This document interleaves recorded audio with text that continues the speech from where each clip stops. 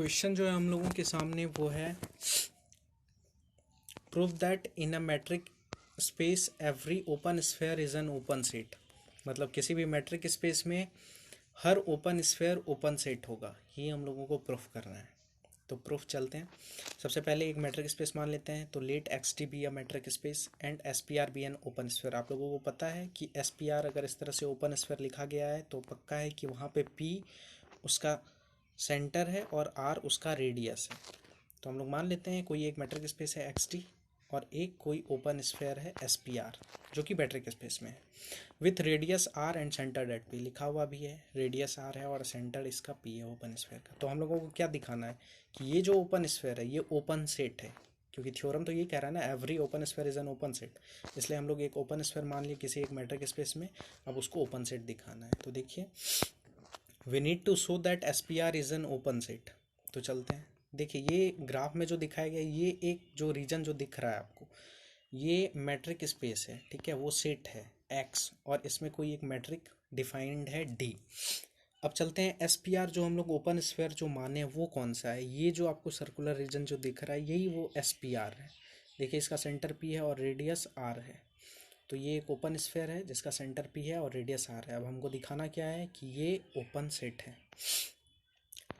तो देखिए let y belongs to S P R. मान लेते कोई एक आर्बिट्ररी एलिमेंट है एस पी आर का जो कि y है। मान लिए कि y बिलोंग कर रहा है किस में, एस पी आर में। ये इसमें कोई एक एलिमेंट है y। देखिए ये एक पॉइंट दिख रहा है आपको y, मान लिया कि इस ओपन स्फेयर में है ये। तो हम then D P Y is less than R. ये कैसे हुआ, क्योंकि देखिए डी पी वाई का मतलब आप लोगों को पता होगा ये एक फंक्शन है। डी क्या होता है, एक फंक्शन होता है जिसको डिस्टेंस फंक्शन कहा जाता है। मैट्रिक कहते हैं मैट्रिक स्पेस के केस में इसको, लेकिन ये ऐसे डिस्टेंस फंक्शन है। डिस्टेंस फंक्शन क्या हुआ, जैसे डी पी वाई, तो इसका मतलब distance between P and Y. D P Y यही बताता है पी और वाई के बीच का डिस्टेंस।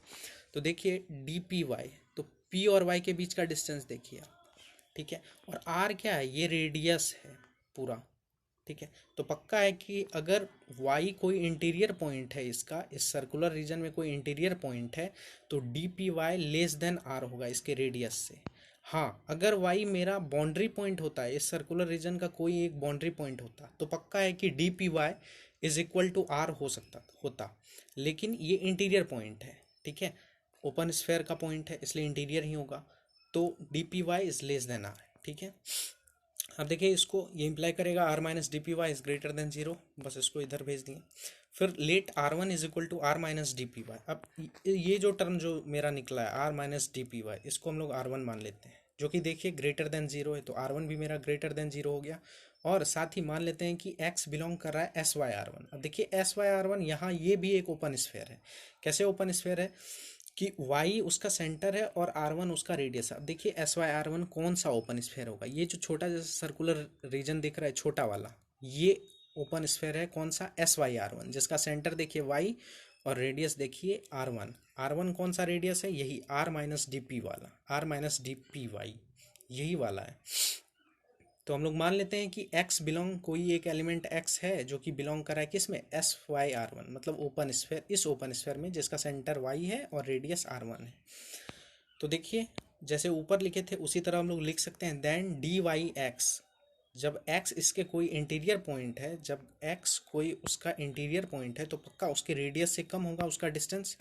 तो d of Y X is less than r, जैसे हम लोग ऊपर किए अभी। तो फिर देखिए D of Y X is less than, अब देखिए आर वन है यहाँ, इसी को इंप्लाई करके लिख सकते हैं। आर वन के बदले आप क्या लिखिएगा, देखिए आर वन हम लोग किस चीज़ को माने, R minus D P Y को। तो यहाँ बस बेसिकली करना कुछ नहीं है, आर वन के बदले क्या लिखना है, R minus D P Y. तो फिर देखिए ये इंप्लाई करेगा डी पी वाई, इसको इधर लेके चले आए, plus D Y X is less than R. अब इसको हम लोग सपोज कर लेते हैं इक्वेशन फर्स्ट, ठीक है। अब अगर आप लोग मैट्रिक स्पेस पढ़े होंगे तो मैट्रिक स्पेस में एक प्रॉपर्टी होता है कि अगर आपके पास कोई भी तीन पॉइंट हो, तो अगर आपके पास मान लिया जाए पी एक्स और वाई पॉइंट हो, तो आप उसको इस तरह से लिख सकते हैं, ट्रायंगुलर इनइक्वालिटी के फॉर्म में लिख सकते हैं। ये एक हम लोगों का मैट्रिक स्पेस का एक पोस्टुलेट होता है। तो देखिए since D P X is less than equal to D P Y plus D Y X, ठीक है, नीचे लिखा हुआ भी है, मेंशन किया गया है by the axiom of metric space, ठीक है। तो अब देखिए D P X is less than equal to D P Y plus D Y X, ठीक है। और ये जो होगा लेस देन आर होगा, कहाँ से, इक्वेशन फर्स्ट से। देखिए ये term D P Y plus D Y X is less than R, तो वही किए यहाँ पे D P Y plus D Y X is less than R. तो ओवरऑल मेरे पास निकल के क्या आता है कि डी पी एक्स ये वाला टर्म, और देखिए ये लेस देन और इक्वल टू है इतना, लेकिन ये लेस देन आर है, तो टोटल ये जो डी पी एक्स है ये लेस देन आर हो जाएगा, ठीक है। उसके बाद देखिए, तो देखिए जैसे मेरे पास निकल के आया ये वाला D P X less than R है, इसका मतलब क्या हुआ कि जैसे देखिए D P X is less than R, X किसके अंदर का एलिमेंट माने थे, इस छोटे वाले रीजन, इस छोटे वाले सर्कुलर रीजन के अंदर का एक एलिमेंट माने थे एक्स। तो मान लीजिए उसमें कोई सा एक पॉइंट है, छोटे वाले सर्कुलर रीजन में एक कोई पॉइंट है एक्स, तो डी पी एक्स मन में ही सोचिए वो लेस देन आर है, पक्का होगा क्योंकि ये इससे कम है तो इधर ही रहेगा, ठीक है। तो वही है D P X is less than R, वही मेरा निकल के आया है। तो जब ये मेरा निकल के आया तो ये इम्प्लाई करेगा इस चीज़ को कि एक्स मेरा बिलोंग कर रहा है एस पी आर में। देखिए कैसे, एक्स यहाँ था, ये पक्का अब क्या है कि एस एक्स जो है डी पी एक्स ये लेस देन आर निकला है, मतलब इसके रेडियस से कम है, तो पक्का इस ओपन स्फेयर में है वो एक्स, ये बड़े वाले ओपन स्फेयर में है वो एक्स, क्योंकि D P X is less than R. ये तो वैसे भी ये डेफिनेशन ही है ओपन स्फेयर का, तो वहीं से ये इम्प्लाई हो रहा है। तो X belongs to S P R हो गया। अगर आपके पास D P X is less than R है तो पक्का है कि एक्स बिलोंग करेगा एस पी आर में, ये डेफिनेशन से ही ओपन स्फेयर के। तो देखिए चूंकि हम लोग माने थे पहले कि x बिलोंग कर रहा है एस वाई आर वन में, और हम लोग के पास निकल के क्या आ गया, इम्प्लाई कर दिया x बिलोंग कर रहा है एस पी आर में। देखिए हम लोग माने थे ना s,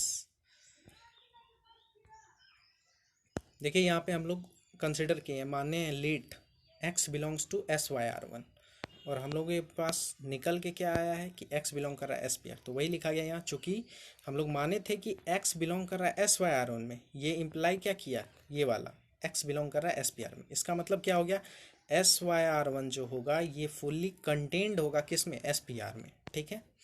उसके बाद देखिए हम लोग ऐसा लिख सकते हैं, तो फिर जब ये वाला पूरा ओपन स्फेयर इस ओपन स्फेयर के अंदर में कंटेन कर रहा है, तो ये इम्प्लाई करेगा S P R is a neighbourhood of an arbitrary point Y of S P are.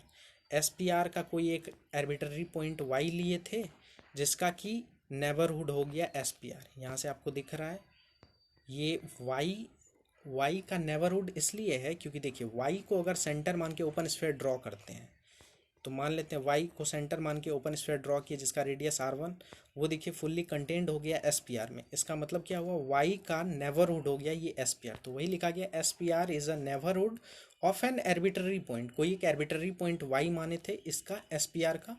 Starting में ही आप देख सकते हैं यहाँ let Y belongs to S P R, एक आर्बिट्ररी एलिमेंट माने थे वाई एस पी आर का, तो S P R is a neighbourhood of an arbitrary point Y of S P R, S P R का एक arbitrary point माने थे जो कि मेरा क्या है, जिसका नेबरहुड खुद एस पी आर है। तो इसलिए एस पी आर जब किसी एक आर्बिट्ररी पॉइंट का नेबरहुड हो गया, अपने एक किसी आर्बिट्ररी पॉइंट का नेबरहुड हो गया, तो इसका मतलब है कि एस पी आर अपने सारे पॉइंट का नेबरहुड है, तो इसलिए S P R is the neighbourhood of each of its points, अपने सारे पॉइंट का ये नेबरहुड है एस पी आर। तो हो तो गया, जब कोई भी सेट अपने सारे पॉइंट का नेबरहुड हो जाए तो उस सेट को तो ओपन कह देते हैं, तो hence S P R is an open set, therefore every open sphere is an open set, क्योंकि हम लोग एस पी आर इनिशियली एक ओपन स्फेयर मानने थे और हम लोगों के पास रिजल्ट क्या निकल के आया, S P R is an open set, इसलिए हर ओपन स्फेयर जो होगा वो ओपन सेट होगा। लेकिन इसका कन्वर्स ट्रू नहीं होता है, इसका कन्वर्स हमेशा ट्रू नहीं होता है। ओपन सेट ओपन स्फेयर हो भी सकता है या नहीं भी, लेकिन जो ओपन स्फेयर होगा वो पक्का ओपन सेट होगा। तो यही था थ्योरम।